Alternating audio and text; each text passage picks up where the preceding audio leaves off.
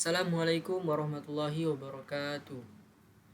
Perkenalkan, nama saya Muhammad Gulam Halimi. Saya dari kelas 10 MIPA 2. Kali ini saya akan mempresentasikan materi tentang peranan protista mirip hewan yang merugikan.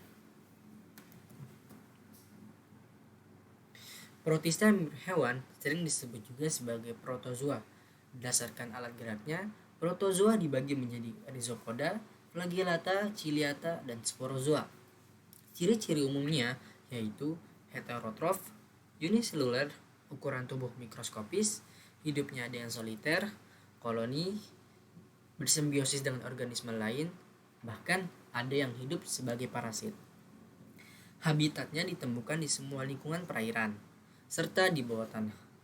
Reproduksinya secara aseksual, atau dengan pembelahan biner dan pembentukan tunas, dan reproduksi secara seksual dengan konjugasi atau penyatuan gamet. Memiliki alat gerak berupa kaki semu, bulu getar, dan bulu cambuk. Nah, dari keempat jenis protozoa, saya memilih flagellata.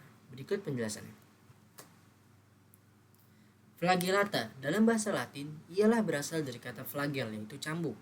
Sedangkan Mastigophora dalam bahasa Yunani terdiri dari kata mastik, yang berarti cambuk, dan poros, yang berarti gerakan. Ciri umumnya yaitu alat gerak berupa bulu cambuk, berkembang biak secara aseksual, pembelahan biner, hidup bebas di lingkungan berair, bersimbiosis, dan parasit, bersifat mikroskopis, uniseluler atau berkoloni. Dibedakan menjadi dua kelompok, yaitu pertama, Phytoflagellata. Phytoflagellata adalah flagellata yang memiliki klorofil sehingga dapat melakukan fotosintesis. Contohnya ada Euglena viridis, Noctiluca miliaris, Volvox globator. Kedua ada Zooflagellata. Zooflagellata adalah flagellata yang tidak memiliki klorofil dan menyerupai hewan. Contohnya Trypanosoma gambiens, Trypanosoma brucei, Trypanosoma evansi. Kemudian ada Trichomonas vaginalis, Leishmania donovani, dan Trichonipa campanula. Nah, salah satu penyakit yang disebabkan flagellata adalah Trypanosoma gambiens atau penyakit tidur. Penyakit tidur atau yang lebih dikenal dengan trypanosomiasis merupakan gangguan kesehatan yang banyak terjadi di benua Afrika. Menurut laporan WHO, penyakit yang sering kali diderita penduduk di pedesaan miskin ini sangat mematikan. Bahkan penyakit tidur menjadi penyebab kematian tertinggi di sejumlah negara Afrika seperti Angola, Kongo, serta Sudan pada epidemi terakhirnya, di mana angkanya melebihi HIV atau AIDS. Penyakit tidur merupakan gangguan kesehatan yang disebabkan oleh parasit Trypanosoma brucei. Dapat menginfeksi hewan mamalia maupun manusia. Parasit mematikan ini disebarkan melalui gigitan lalat tsetse. Tidak hanya satu, terdapat dua jenis parasit Trypanosoma brucei di mana masing-masing memberikan efek infeksi yang berbeda, yaitu Trypanosoma brucei rhodesiensis dan Trypanosoma gambiens.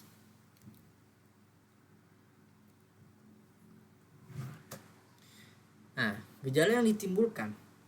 Gejala mulai muncul 3 minggu setelah terkena gigitan lalat tsetse dan terbagi dalam 2 tahapan. Tanda-tanda yang muncul pada tahap pertama ketika Anda terinfeksi penyakit tidur meliputi badan tidak fit, muncul luka kecil pada kulit dalam waktu 5 hingga 10 hari setelah gigitan lalat tsetse namun tidak menimbulkan rasa sakit. Kemudian pembekakan kelenjar getah bening di ketiak dan selangkangan. Demam intermiten, suhu tubuh kadang-kadang kembali normal selama beberapa jam dalam sehari. Detak jantung lebih dari 100 kali per menit. Ruam kulit, gatal, dan biduran. Edema atau pembekakan anggota tubuh akibat penumpukan cairan. Nyeri otot, sakit kepala, penurunan berat badan, dan mengalami masalah pada organ tubuh seperti limpa, hati, jantung, serta mata. Sementara itu, tahap kedua menjadi fase yang paling berbahaya. Gejala tahap kedua biasanya muncul kurang dari 1 bulan setelah penderita terinfeksi Trypanosoma brucei maupun 1 tahun bila terinfeksi Trypanosoma brucei gambiens. Beberapa gejala yang muncul pada tahap ini antara lain gangguan makan yang berujung pada penurunan berat badan, berkurangnya kepekaan terhadap rangsangan, tremor, dan peningkatan tonus otot. Perubahan perilaku seperti mengalami psikosis, gangguan bicara, hingga kejang. Kejang sendiri biasa daripada anak, orang dewasa jarang mengalaminya. Hilangnya kesadaran dan koma. Ketika menyadari adanya gejala penyakit tidur, penderita harus segera mendapat penanganan. Apabila dibiarkan begitu saja dalam waktu lama, sleeping sickness dapat menyebabkan kematian. Berikut adalah gambar Trypanosoma gambiens dan contoh orang yang terkena penyakit tidur yang disebabkan oleh lalat tsetse.